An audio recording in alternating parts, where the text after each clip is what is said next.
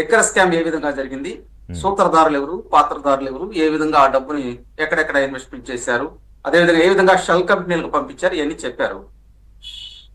జగన్మోహన్ రెడ్డి గారు ఆయన ఎలక్షన్ ముందర వైనాట్ 175 సిద్ధం అనేటువంటి సభలు నిర్వహించడం, ఎక్కడికి వెళ్ళినా కానీ మీరు పెద్ద ఎత్తున ఆ రోజు ఉన్నటువంటి ప్రతిపక్ష పార్టీల మీద వ్యక్తిగత హననం చేసేటట్టు మాట్లాడారు. అది ఆయన ఒక ఆయుధంగా మలుచుకొని మాట్లాడటం ఇవన్నీ జరిగింది. వాళ్ళ భాష కూడా మనందరికీ తెలుసు. ఆంధ్రప్రదేశ్ లో జగన్మోహన్ రెడ్డి గారి దగ్గర నుంచి వాళ్ళ కార్యకర్తల దగ్గర దాకా ఏ విధంగా వాళ్ళు భాషలు మాట్లాడేవారు, సోషల్ మీడియాలో ఏ విధంగా పెట్టేవాళ్ళు, ఇవన్నీ తెలుసు. వాళ్ళకు ఒక స్పెషల్ పేటెంట్ ఉంది దాని మీద. ఎస్, వాటన్నిటిని ఎదుర్కోవటంలో తెలుగుదేశం పార్టీ కార్యకర్తలు, జనసేన పార్టీ కార్యకర్తలు తీవ్రంగా ధైర్యం ఎదురొడ్డి ప్రయత్నం చేశారండి. దాంట్లో మేమందరం సక్సెస్ సాధించాం కాబట్టి మరి ఈ రోజు అంత పెద్ద మెజార్టీతో గెలవగలిగాం కూటమిలో. కానీ గెలిచిన తర్వాత చంద్రబాబు నాయుడు గారు ప్రెస్ ముందరకు వచ్చి ఈ రాష్ట్రం బాగుండాలి, రాష్ట్రంలో ప్రజలు బాగుండాలి, ముఖ్యంగా రాష్ట్రంలో యువత బాగుండాలని చెప్పి ఆయన కక్షపూరిత ధోరణితో వద్దు, రాష్ట్రాన్ని అభివృద్ధి పదంగా ముందుకు తీసుకెళ్లే విధంగా ప్రణాళికలు సిద్ధం చేస్తున్నాము అని ఎప్పుడైతే ఒక మాట అన్నారో దాన్ని ఆసరాగా చేసుకొని మళ్ళా పేటీఎం బ్యాచ్ రెచ్చిపోయారండి. వాస్తవంగా చంద్రబాబు నాయుడు గారికి మీరు జగన్మోహన్ రెడ్డికి కంపేర్ చేసేటప్పుడు చాలా మంది కంపారిజన్ నక్కకు నాగలోకానికి అంటారు. అది కాదండి. ఊళ్ళో ఉన్నటువంటి కుక్కకు చంద్రమండలానికి ఉన్నటువంటి తేడా ఉంది. నేను ఎందుకు అంటున్నానంటే ఈయన యొక్క ఆలోచన విధానం ఎలా ఉంటుందంటే రాష్ట్రం బాగుండాలి, అన్ని బాగుండాలంటారు. కానీ వైకాపా పార్టీ వాళ్ళు బయటకు వచ్చేసి ఎట్టబడితే అట్ట మాట్లాడటం. నిన్నగాక మనం చూసాం జగన్మోహన్ రెడ్డి గారు ప్రెస్ మీట్. అసలు నేనేమనుకుంటానంటే, అంటే మీరేదో పోలికి చెప్పారు కానీ అసలు జగన్మోహన్ రెడ్డికి చంద్రబాబు నాయుడు గారికి అసలు కంపారిజనే లేదు. అంటే వాళ్ళిద్దరూ ఒక కంపేర్ చేయడానికి సరిపోలని రెండు వ్యక్తిత్వాలు. ఖచ్చితంగా అండి. నేను అనేది అదే.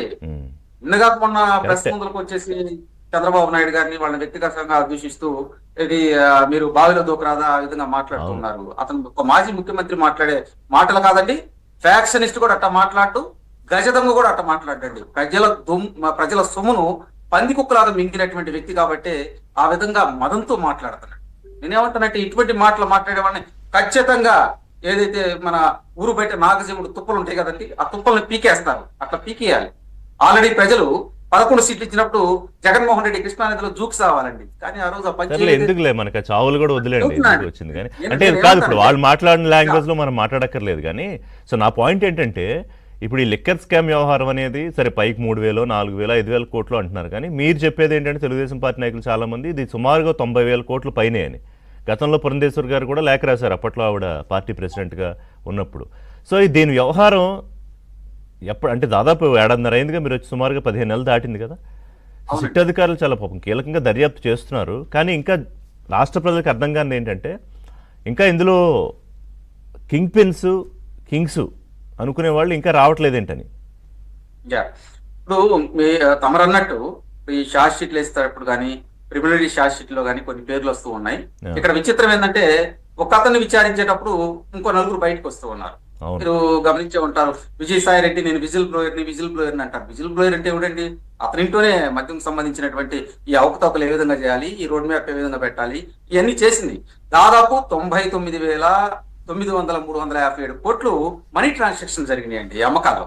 దాంతో పాటు 427 కోట్లు ఏదో నామమాత్రాన డిజిటల్ పేమెంట్స్ జరిగినాయి. మీకు మధ్య ట్రాన్సాక్షన్ లో ఎక్కువ జరిగినటువంటి ఈ అమౌంట్ ట్రాన్సాక్షన్ ఎవరు అది కనిపెట్టలేరని చెప్పి వాళ్ళు ధైర్యంగా మేమేం చేయలేదు అని చెప్పి బయటకు వచ్చి మాట్లాడటం. చెవిరెడ్డి భాస్కర్ రెడ్డి, మోహిత్ రెడ్డి మాకేం సంబంధం ఉంది, మేము అసలు వెంకటేశ్వర స్వామి భక్తులము, వేద పాఠశాల నడుపుతున్నాము, అయ్యో రామ అయ్యో అని అంటున్నారు.